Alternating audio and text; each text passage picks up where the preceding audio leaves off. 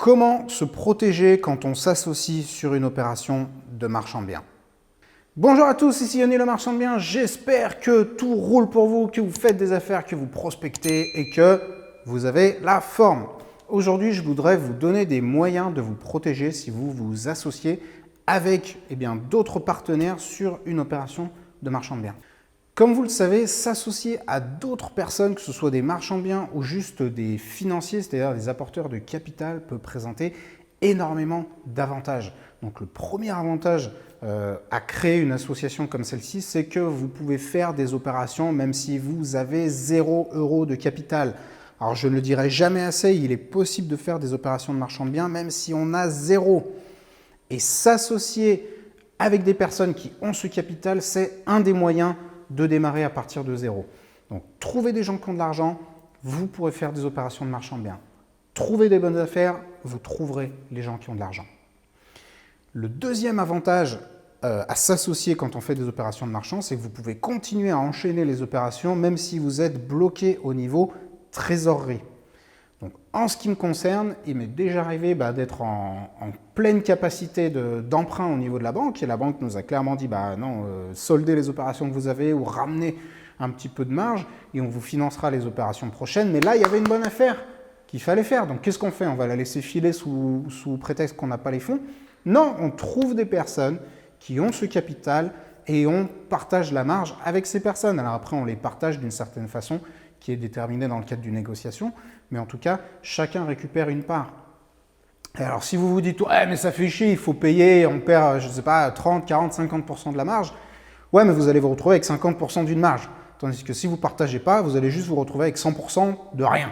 Donc, il vaut quand même mieux partager quelque chose que se retrouver avec 100% de zéro.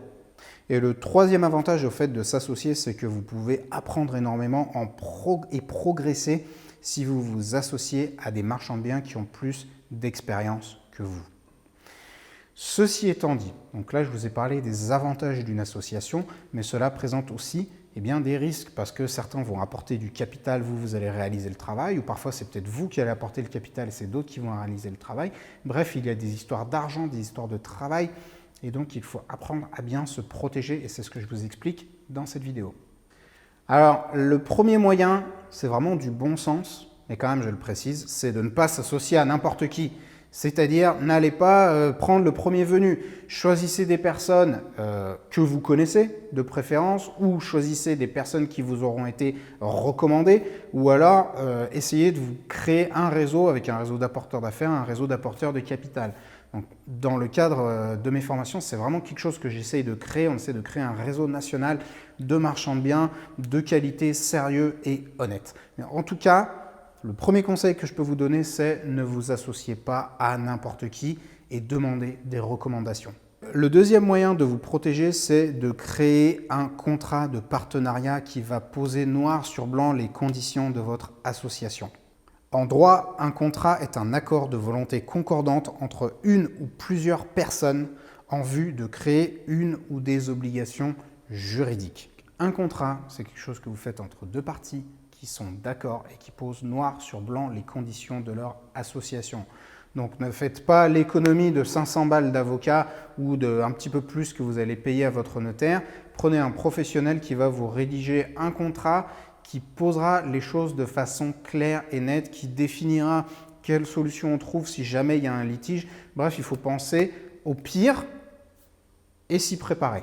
Donc ça, c'est toujours on va dire une démarche que je conseille, c'est toujours anticiper le pire et prévoir en amont les solutions si jamais tout part en vrille. J'en profite pour vous demander, si ce n'est pas encore le cas, de vous abonner à ma chaîne en cliquant sur la petite cloche juste à côté, ce qui vous permettra de recevoir une petite notification lorsque je sortirai mes prochaines vidéos.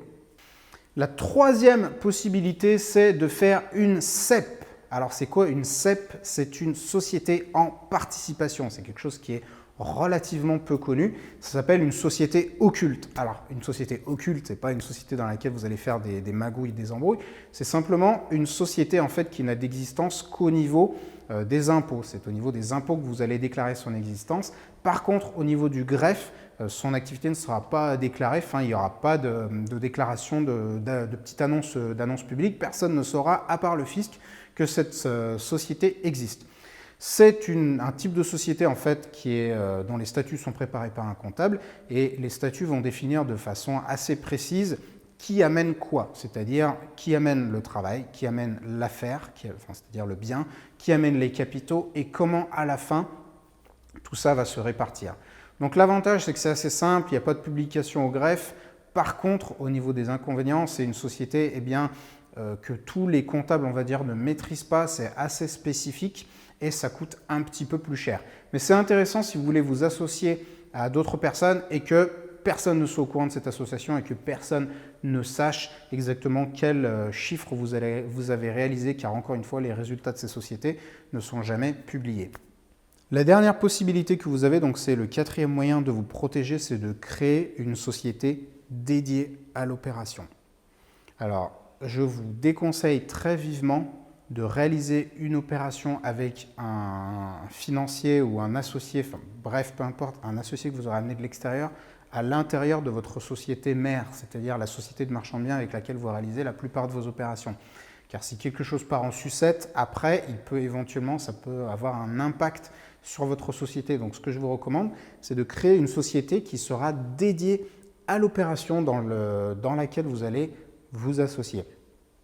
Alors vous pouvez créer une SARL, une SAS, on s'en fout, peu importe, en fonction de vos objectifs et de votre profil fiscal.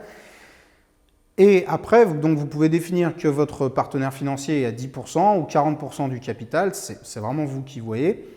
Et à l'issue de cette opération, vous pouvez décider, si vous clôturez la société, donc l'opération est finie, chacun reprend sa liberté, merci, au revoir. Ou alors, si jamais l'opération s'est super bien passée, que vous vous entendez bien avec l'associé, les fonds sont réinjectés dans la société et vous partez sur d'autres opérations ensemble.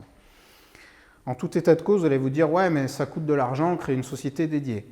Certes, ça va coûter de l'argent de la constituer, ça va coûter de l'argent de la clôturer, mais c'est le prix de la sécurité parce que si vous faites ça dans une société qui est bien définie et bien isolée, au moins chacun sera protégé, votre société de marchand de biens sera protégée et votre apporteur de capital aussi sera protégé. Donc c'est une très bonne solution pour tout le monde, même si ça coûte un petit peu d'argent. C'est le prix de la tranquillité d'esprit. J'en profite pour vous demander, si ce n'est pas encore fait, de payer votre like juste en dessous de la vidéo et de me laisser un commentaire si vous avez apprécié cette vidéo et si vous aimeriez que j'en fasse d'autres. Et n'hésitez pas à me dire sur quel sujet vous aimeriez que je parle. Voilà, c'était Yoni le marchand de biens. J'espère que cette vidéo vous aura plu. Je vous dis à la prochaine. Bye.